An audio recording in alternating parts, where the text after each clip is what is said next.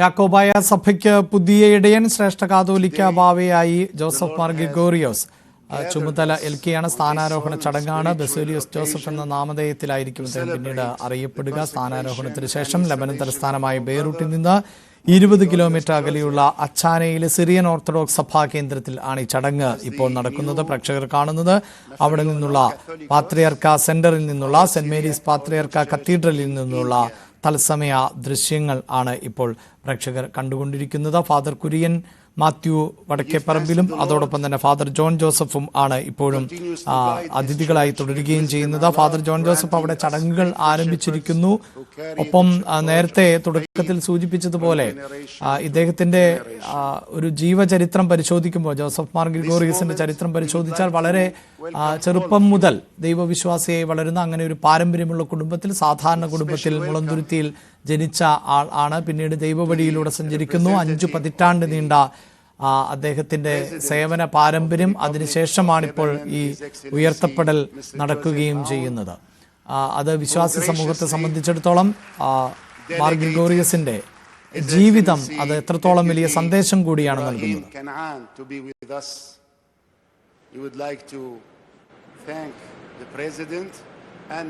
തീർച്ചയായിട്ടും സഭയ്ക്കും സമൂഹത്തിനും ചേരുന്ന ഒരു ഇടയനാണ് പുതിയ ശ്രേഷ്ഠഭാവ എന്നുള്ള കാര്യത്തിൽ യാതൊരു സംശയവുമില്ല. 13-ാമത്തെ വയസ്സിൽ ശമാശനായി തുടങ്ങിയ ആ പൗരോഹിത്യ ജീവിതം ഇന്ന് അതിൻ്റെ ഏറ്റവും ഉന്നത ശ്രേണിയിൽ എത്തി നിൽക്കുകയാണ്. ചെറുപ്പം മുതലേ തന്നെയുള്ളതായ മാതാപിതാക്കന്മാരുടെ അദ്ദേഹത്തോട് ദൈവവചനം പഠിപ്പിച്ചുകൊണ്ടുള്ളതായ ആ ജീവിതം, അത് മാതാപിതാക്കന്മാരുടെ ആ വിശ്വാസം ബാലനായ ജോസഫിനെ ഒരുപാട് സ്വാധീനിച്ചു. അദ്ദേഹത്തിൻ്റെ ഗുരുസ്ഥാനത്താണ് വാങ്ങിപ്പോയ പുണ്യശ്ലോകനായ പെരുമ്പള്ളി തിരുമേനി. ചെറുപ്പം മുതലേയുള്ളതായ ആ ബാലന്റെ ആത്മീയ രംഗത്തുള്ളതായ ആ പാഠം, ആ പക്വത എല്ലാം കണ്ടുകൊണ്ടാണ് പെരുമ്പള്ളി തിരുമേനി അദ്ദേഹത്തെ ശമാശനായി സ്വീകരിക്കുവാൻ, ശമാശനായിട്ട് ഉയർത്തുവാനായിട്ട് മാതാപിതാക്കന്മാരോട് തൻ്റെ ആഗ്രഹം പ്രകടിപ്പിച്ചപ്പോൾ ആ മാതാപിതാക്കന്മാർ പരിശുദ്ധ സഭയ്ക്കായിട്ട് തൻ്റെ മകനെ നൽകി. 13-ാം വയസ്സിൽ ശമാശനായി. വളരെ ചുരുക്കമാണ് അവിടെ നിന്ന് ആരംഭിച്ചതായ ആ പൗരോഹിത്യ ജീവിതം ഇന്ന് ശ്രേഷ്ഠ കാതോലിക്കയായി വിശ്വാസികളെ സംബന്ധിച്ചിടത്തോളം മാത്രമല്ല, നാനാജാതി മതസ്ഥരെ സംബന്ധിച്ചിടത്തോളം ഏറെ സന്തോഷമാണ്. അദ്ദേഹം ഈ കാലയളവിനുള്ളിൽ എത്രയോ ചടങ്ങിന്റെ ഭാഗമായി നമ്മുടെ രാജ്യത്ത് നിന്ന്, കേരളത്തിൽ നിന്നൊക്കെ എത്തിയവരെ അടക്കം അഭിസംബോധന ചെയ്യുന്നുണ്ട്. നമുക്ക് വളരെ പെട്ടെന്ന് തിരികെ എത്താം.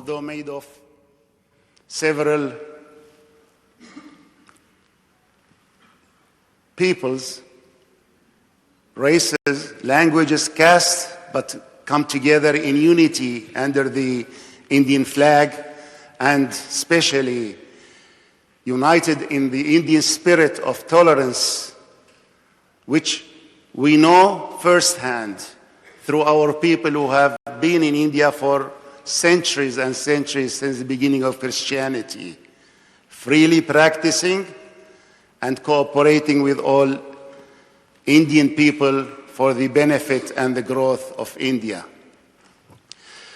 We likewise extend our thanks and appreciation to the Chief Minister of Kerala, one of the great states of India. A state known for its rate of literacy. Almost 100% of the people of Kerala read and write and learn. His Excellency Mr. Pinarayi Vijayan, the Chief Minister, who is no stranger to us, whom we met several times and who holds special place in his heart for our people, as he does for the entire people of Kerala, is today represented here by a large delegation headed by His Excellency Mr.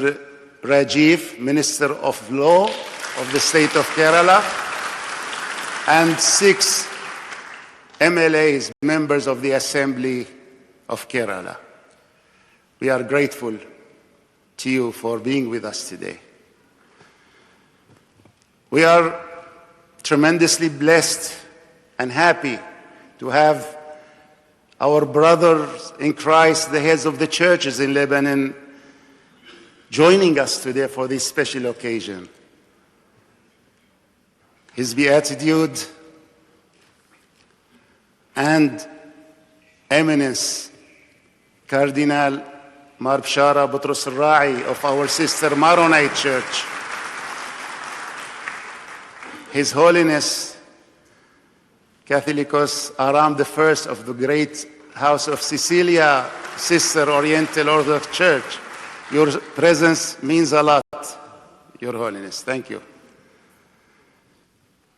In his Beatitude, dear brother, Patriarch John X of the Greek Orthodox Patriarchate of Antioch and all the East, together we witness this suffering of our people in Syria, and we work together alongside the other churches.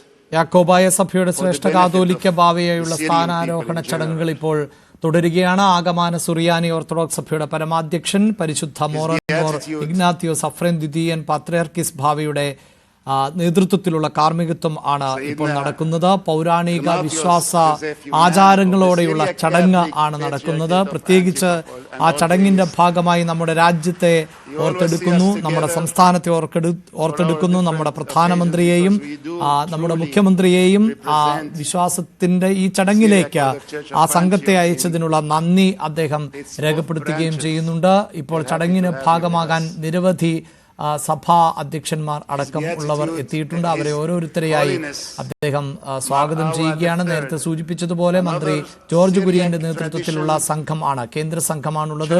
V മുരളീധരനും Alphons കണ്ണന്താനവും ഒക്കെ അതിൽ ഭാഗമാണ്. Benny Behanan MP ഭാഗമായിട്ടുണ്ട്. കേരളത്തിൽ നിന്ന് മന്ത്രി P രാജീവിന്റെ നേതൃത്വത്തിലുള്ള സംഘം, അതിൽ MLA മാരായ അനൂപ് ജേക്കബ്, PV ശ്രീനിജൻ, ജോബ് മൈക്കിൾ, എൽദോസ് കുന്നപ്പള്ളി ഉൾപ്പെടെയുള്ളവരുണ്ട്. വ്യവസായ വകുപ്പ് principal secretary APM Muhammad Hanish ഉൾപ്പെടെയുള്ളവരും ഈ ചടങ്ങിന്റെ ഭാഗമാവുകയും ചെയ്യുന്നുണ്ട്. നിരവധി വിശ്വാസികൾ നേരിട്ട് തന്നെ ഈ ചടങ്ങ് കാണുന്നതിന് വേണ്ടി എത്തുകയും ചെയ്തിട്ടുണ്ട്. അതോടൊപ്പം തന്നെയാണ് മറ്റ് സഭകളിൽ നിന്നുള്ള സഭയിലെ തന്നെ മേലധ്യക്ഷന്മാരുണ്ട്, ഇതര സഭകളിലെ മേലധ്യക്ഷന്മാരുണ്ട്, പുരോഹിതർ ഉൾപ്പെടുന്ന സംഘമുണ്ട്. ചടങ്ങ് ഇപ്പോൾ പുരോഗമിച്ചുകൊണ്ടിരിക്കുകയാണ്. അവരെ ഓരോരുത്തരെയായി ഇപ്പോൾ സ്വാഗതം ചെയ്യുന്നു ഈ ചടങ്ങിലേക്ക്. അതിന്റെ ദൃശ്യങ്ങളാണ് കാണുന്നത്. ഫാദർ ജോൺ ജോസഫ്, തീർച്ചയായും നമുക്ക് അഭിമാനത്തിന്റെ സമയം കൂടിയാണിത്. പ്രത്യേകിച്ച് നമ്മുടെ രാജ്യത്തെയും കേരളത്തെയും ഒക്കെ വളരെ കൃത്യമായി അഭിസംബോധന ചെയ്തുകൊണ്ടാണ് ഈ ചടങ്ങ് ആരംഭിക്കുന്നത്.